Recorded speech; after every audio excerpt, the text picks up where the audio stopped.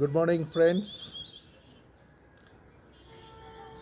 আজকে 9th June. আজকে আমরা দার্জিলিং থেকে চেক আউট করছি। তার আগে আমাদের যে হোটেল রুম আছে এই ইস্তানা রিসর্ট অ্যান্ড স্পাতে, সেমি ডিলাক্স রুম, সেখানকার উইন্ডো থেকে এই ভিডিও ক্লিপটা আমি আপনাদেরকে শেয়ার করছি।